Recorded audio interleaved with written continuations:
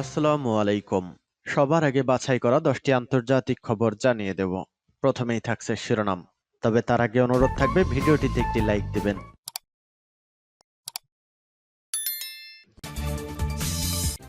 দখলদার ইসরায়েলি বাহিনী এবং ফিলিস্তিন পুরোদমে যুদ্ধ চলছে। জানিয়ে দেব হাতে থাকা সর্বশেষ আপডেট আন্তর্জাতিক সংবাদ। প্রথমেই সংবাদ শিরোনাম।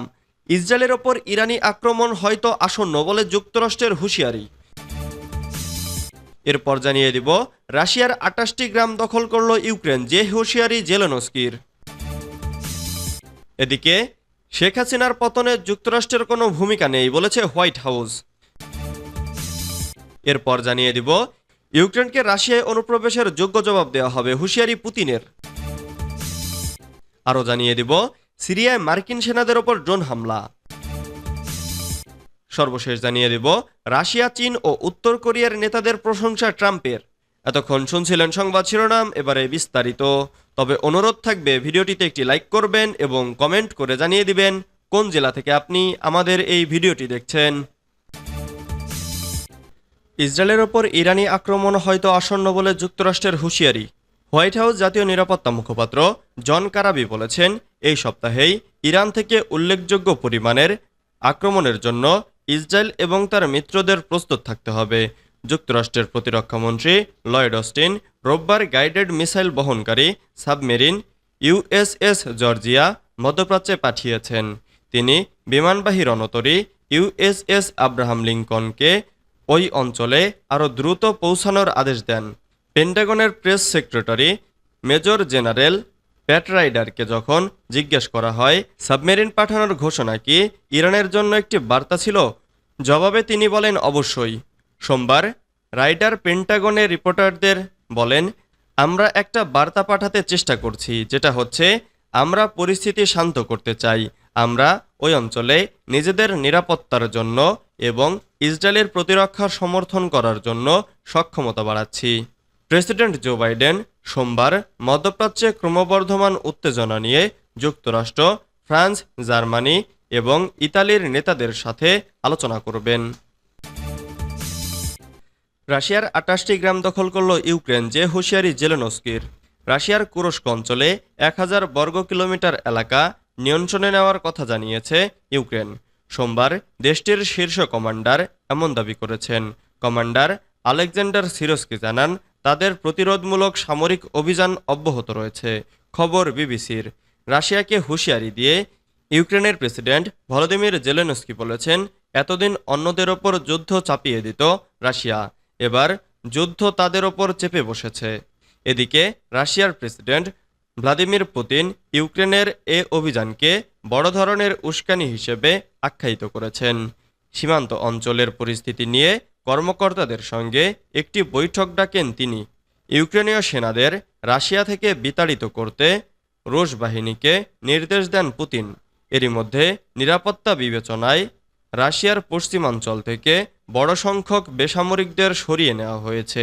এ পর্যন্ত 1 লাখের বেশি রুশ নাগরিককে অঞ্চলটি ত্যাগ করার নির্দেশ দিয়েছে কর্তৃপক্ষ। স্থানীয় গভর্নর বলেছেন, কুরস্কের প্রায় 28টি গ্রাম ইউক্রেনের সেনাদের দখলে। ইউক্রেনের নিয়ন্ত্রিত এলাকায় এখনও 2000 রুশ নাগরিক রয়ে গেছে। তাদের ভাগ্যে কি ঘটবে তা নিয়ে উদ্বেগ জানিয়েছেন গভর্নর। শেখ হাসিনার পতনে যুক্তরাষ্ট্রের কোনো ভূমিকা নেই বলেছে হোয়াইট হাউস। ছাত্র জনতার গণঅভ্যুত্থানে ক্ষমতাচ্যুত হয়ে শেখ হাসিনা ভারতে পালিয়ে আশ্রয় নিয়েছে। রাজনৈতিক এই পরিবর্তনে জল্পনায় উঠে আসছে যুক্তরাষ্ট্রের ভূমিকার কথা।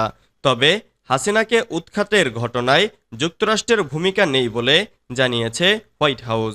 হোয়াইট হাউসের নিয়মিত প্রেস ব্রিফিংয়ের সময় সোমবার 12ই আগস্ট একথা জানিয়েছেন press secretary Karine J Pierre.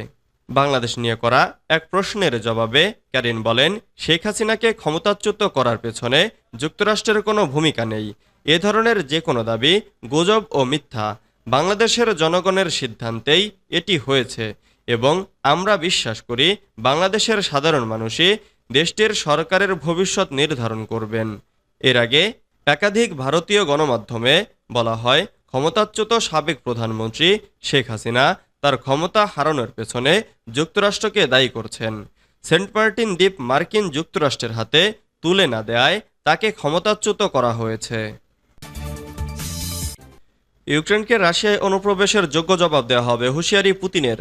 রাশিয়ার প্রেসিডেন্ট ভ্লাদিমির পুতিন বলেছেন, ইউক্রেন দক্ষিণ অঞ্চলে অনুপ্রবেশের মাধ্যমে রাশিয়ার স্থিতিশীলতা নষ্ট করার চেষ্টা করছে এবং এর জন্য কিয়েভকে উপযুক্ত জবাব দেওয়া হবে।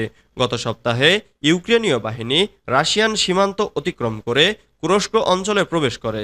এটা 2022 সালে রাশিয়ার সঙ্গে যুদ্ধ শুরুর পর সবচেয়ে বড় সীমান্ত অতিক্রম। রাশিয়ার প্রতিরক্ষা মন্ত্রণালয় সোমবার জানিয়েছে, কুরস্কে অতিরিক্ত বাহিনী ও সম্পদ মোতায়েন করা হয়েছে।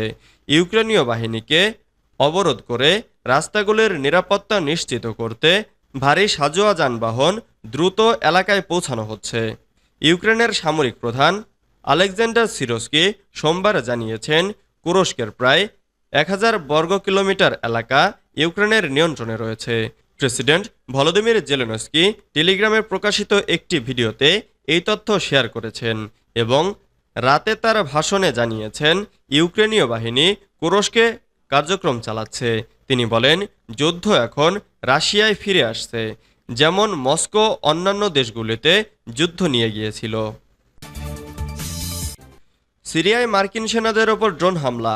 উত্তর পূর্ব সিরিয়ায় মার্কিন সেনাদের ওপর ড্রোন হামলা করা হয়েছে, তবে প্রাথমিকভাবে ওই হামলায় হতাহতের কোনো খবর পাওয়া যায়নি।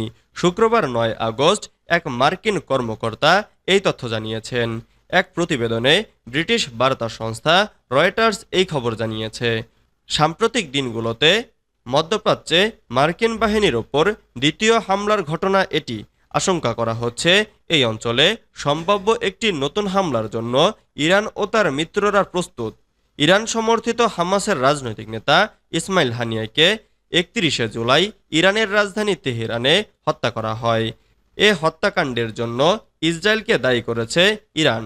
ইসরায়েলের বিরুদ্ধে প্রতিশোধমূলক হামলার হুমকিও দেয় দেশটি, তবে এই হামলার দায় স্বীকার করেনি ইসরায়েল। বৈরুতে ইসরায়েলের হামলায় ইরান সমর্থিত লেবাননের হিজবুল্লাহর সিনিয়র সামরিক কমান্ডার ফুয়াদ শুকরের হত্যা গাজার সংঘাতকে একটি বৃহত্তর মধ্যপ্রাচ্য যুদ্ধে রূপান্তরিত করার উদ্বেগ আরও বাড়িয়ে দিয়েছে। ইরান বলেছে, ইসরায়েলের প্রতি সমর্থনের কারণে হানিয়া হত্যাকাণ্ডের জন্য যুক্তরাষ্ট্র দায়ী। রাশিয়া, চীন ও উত্তর কোরিয়ার নেতাদের প্রশংসা ট্রাম্পের। যুক্তরাষ্ট্রের প্রেসিডেন্ট নির্বাচনে রিপাবলিকান প্রার্থী ডোনাল্ড ট্রাম্প ধনকুবের ইলন মাস্ককে বহু প্রতীক্ষিত সাক্ষাৎকার দিয়েছেন। 2 ঘন্টা ধরে এই সাক্ষাৎকার হয়েছে। সাক্ষাৎকারে প্রতিদ্বন্দ্বী ডেমোক্রেটিক পার্টির কমলা হ্যারিস, তার running mate Tim Walz, Capitol হিলে হামলা, ট্রাম্পের ওপর হামলা নিয়ে আলোচনা হয়। সাক্ষাৎকারে ডোনাল্ড ট্রাম্প রাশিয়া, চীন ও উত্তর কোরিয়ার নেতাদের প্রশংসা করেছেন। তারা বর্তমানে তাদের সর্বোচ্চ দক্ষতায় আছেন এবং যুক্তরাষ্ট্রের এমন একজন শক্তিশালী প্রেসিডেন্ট প্রয়োজন মন্তব্য করে তিনি বলেন, এমন প্রেসিডেন্ট প্রয়োজন যিনি তাদের মোকাবেলা করতে পারেন। ইলন মাস্কের সঙ্গে এক সাক্ষাৎকারে ট্রাম্প বলেন, Putin, Xi Jinping, Kim Jong Un তাদের সেরা অবস্থানে আছেন। তিনি বলেন, এই নেতারা প্রায়ই স্বৈরাচারী হিসেবে পরিচিত। তারা তাদের দেশকে ভালোবাসেন, তবে সেটি একটি ভিন্ন রকমের ভালোবাসা।